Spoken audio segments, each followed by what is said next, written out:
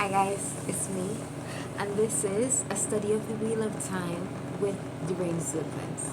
I hope you guys enjoy this episode, and please read the books. Read the books with me, and then let's talk about it.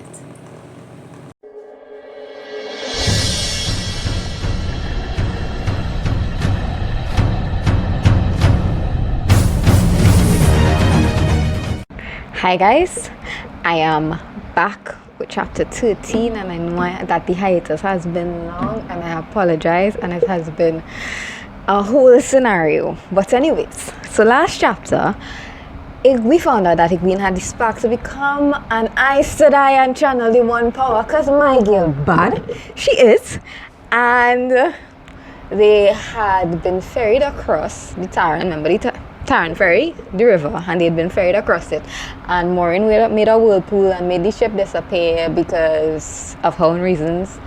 And they found a cave, and that was where it is Moraine and Egwene had a little lesson that Ran was very not happy about. And now we're into chapter 13, and we are again on a journey to get somewhere because we are being pursued, guys. Rand and the band, that's why I like to call them, because I love Rand, I love Matt, I love Perrin, I love Lan.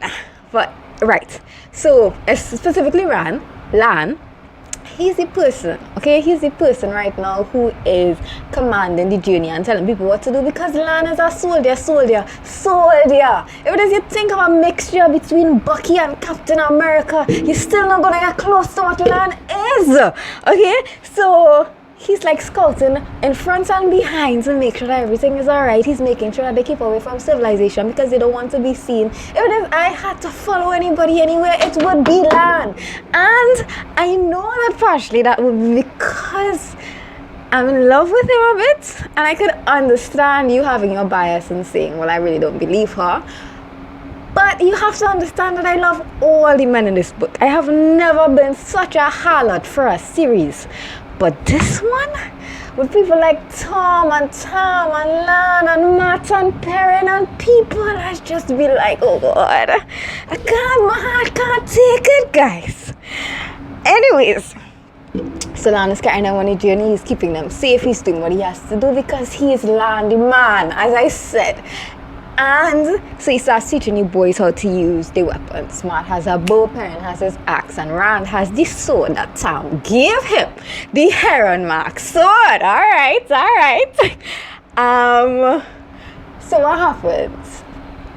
During this lesson, it is mentioned, like Lan is teaching them about, like completely becoming one with your weapons. So Rand says, you mean the flame and the void? Tam taught me that. So Lan just gives him a weird look because you have a Heron Mark blade from your father, and he's teaching you about a flame and a void.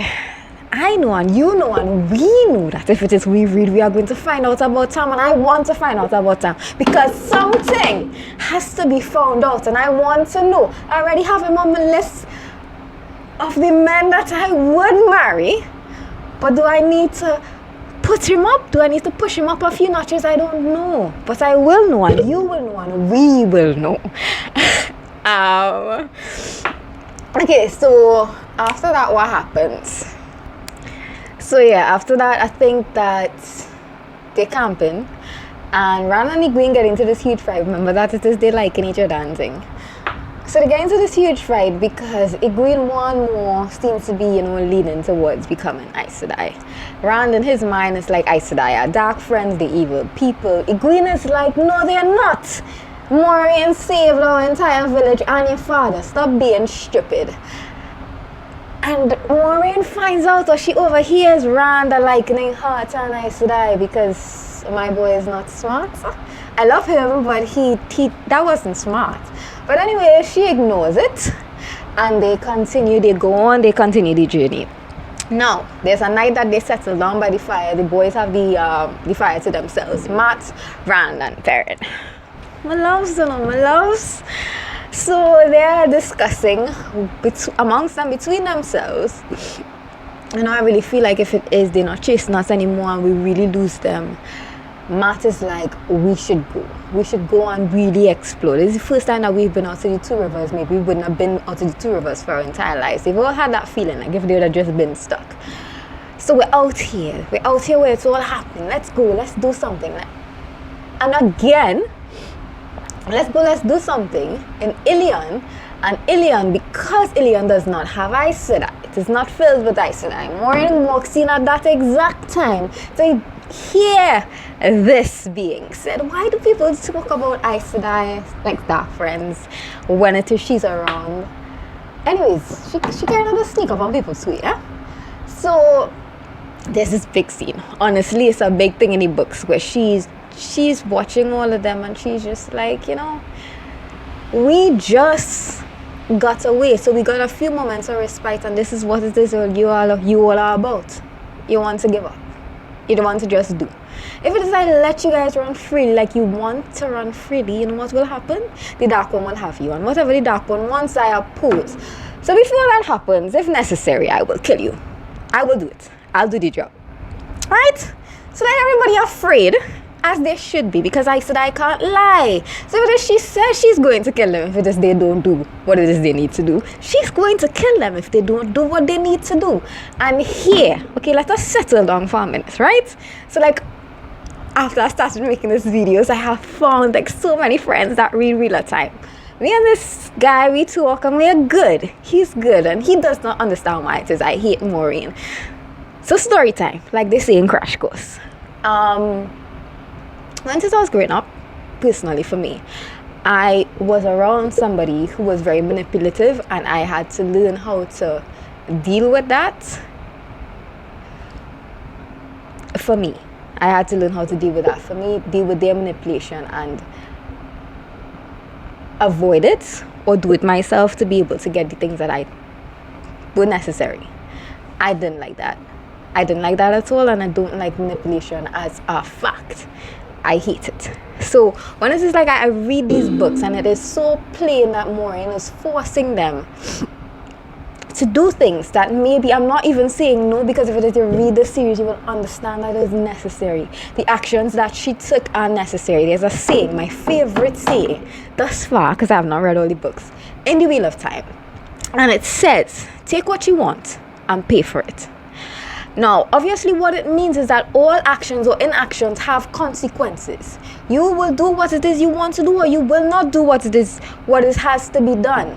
But there is a price. There is a price, and no matter what, you will always pay for it. Whether it is you're bankrupt and you have no money, you will still pay.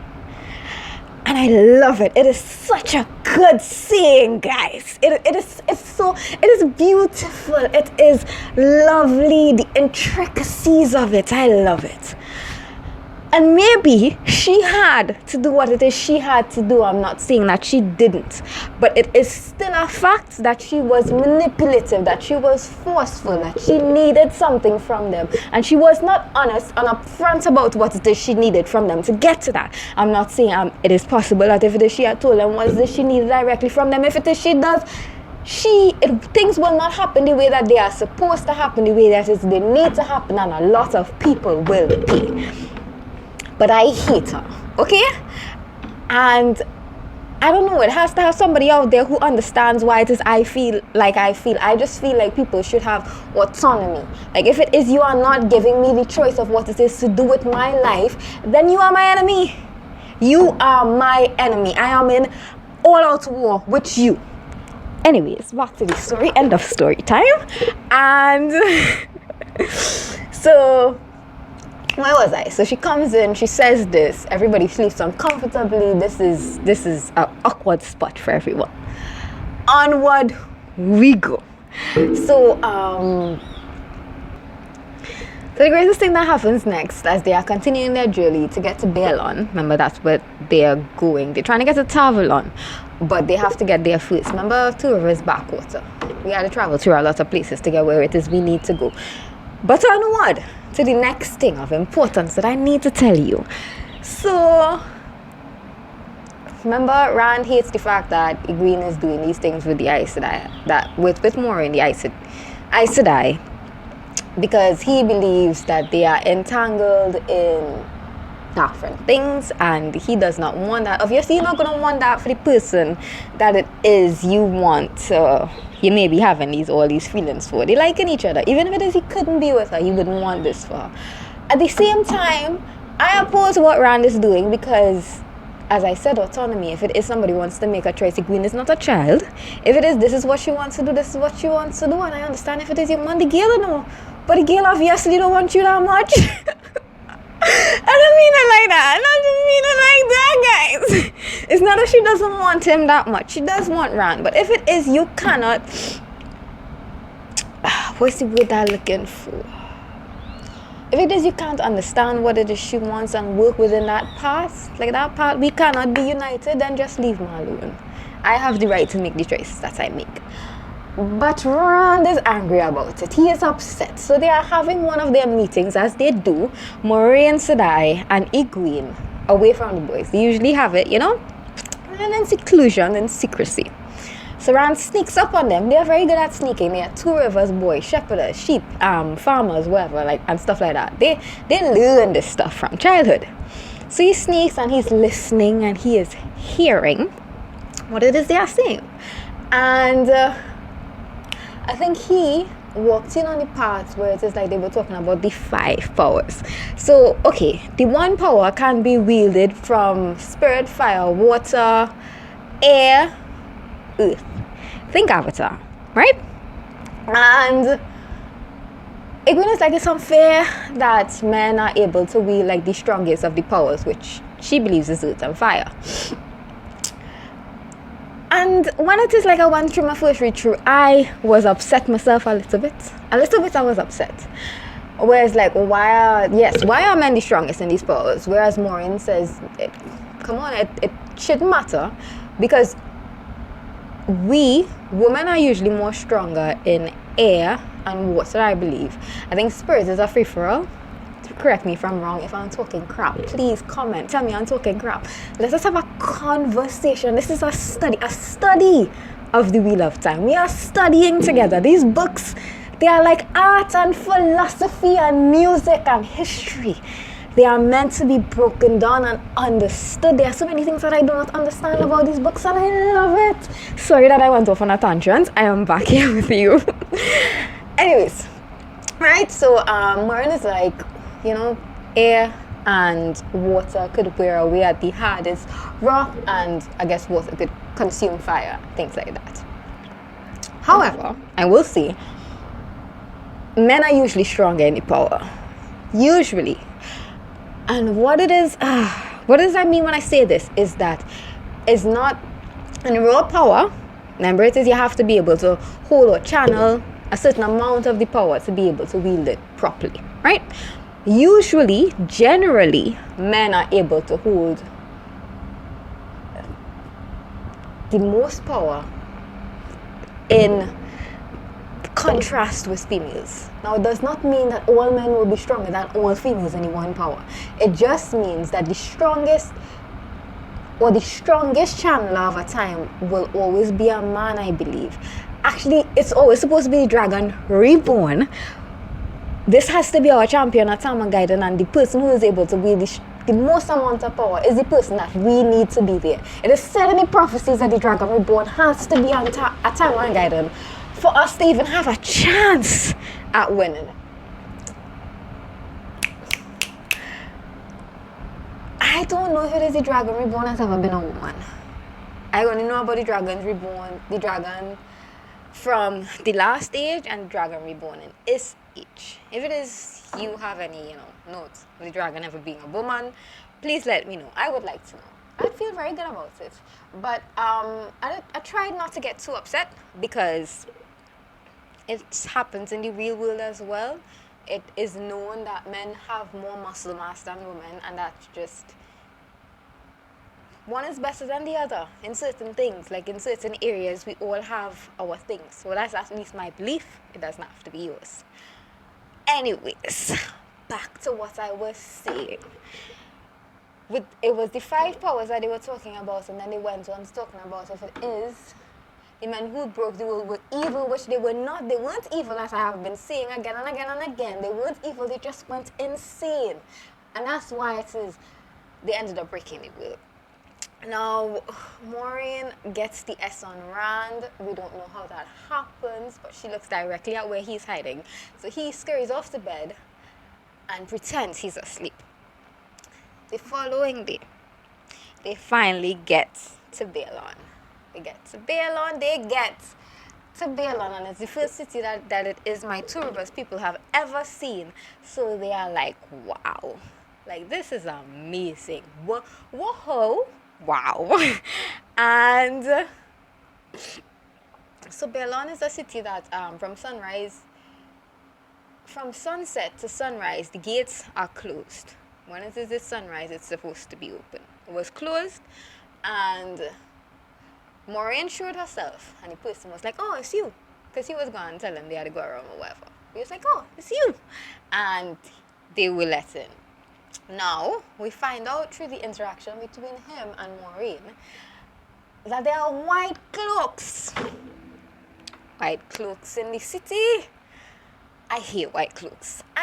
There are so many people that I hate in these books, and yet it is I am so in love with this series that nobody could ever say anything about them. But I hate white cloaks. White cloaks are like bullies, and bullies in a more outright way. You know when it is like, as I said, I hate manipulation, but then a bully who is like outright with it too is very disgusting as well. So white cloaks are supposed to hate Aes Sedai, and they are the ones to try to make everybody walk in the light, right? Walk in the light. And they are saying that, like, they call Aes Sedai Tavlon witches, and they say that they are dark friends as well, and they hate them. Now, they are here in Baerlon because of the war in Baerlon, and that doesn't make any sense, does it? Because if it is you were saying that because of the war in Baerlon being still up there as evil, then you'd be in Baerlon. Or in, I think, Saldea. Saldea is a new problem that has arisen because somebody, okay, maybe it's the same person as before, because, yeah, has proclaimed themselves to be the Dragon Reborn, right? And they're in Saldea. I believe that man, is in Saldea. I think the Dragonborn actually is always a man. Anyways, sorry.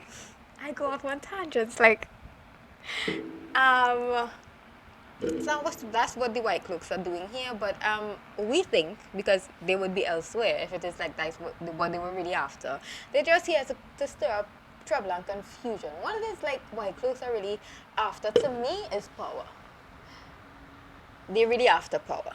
And it's like, if you ever saw Cursed, what it is, some of the Puritans, or the Christians, or the high men in the churches used to do, is that they would go into a city, make the city damned, or say things, speak evil against the city, make it seem like if it is the population is evil, and then once that happens, then they grab power, because they are the ones who are supposed to, bring in godliness. They bring godliness into the city. So if it is they can fool others and make them think, oh, there's a problem here, then it is they can say, hey, we can fix the problem, and they can take over and they can take power. And that's why I hate a lot of people. I hate a lot. White cloaks are one of them. So if I know about the white cloaks, remember, we have an Aes Sedai with us. So this is jarring news. Is there anything else that they found out here? I don't think so. But okay, so they leave and they are on the way to in within the city. And Tom and Rand are talking. They're talking. Tom is just so knowledgeable, and Rand is a smart boy. Even if it is he doesn't know a lot of things, he asks a lot of questions, because that's what people who don't know things do. Right? So they are talking about the Carithion cycle, which is the prophecies of the dragon. Right? The prophecies of the Dragon Reborn. And it says, this is very important for you guys to know, it says that the Stone of Tyr will only fall when the people of the dragon come to Tyr, and when the dragon wields the sword that cannot be touched. However, the sword that cannot be touched is within the Stone of Tyr. So how is the dragon supposed to be able to wield it for the stone to fall if the sword is inside the Stone of Tyr? well, it's one of the prophecies, and once it is that prophecy is completed, if it is ever completed, then it will be one of the signs that the dragon has actually been reborn. And I think they get to the they get to the end, and it's good. We'll Gucci till the next chapter, which is going to be chapter 14. And I end here today with you guys. Please keep reading with me. Please start reading. Please let's talk. These books are so good. Bye.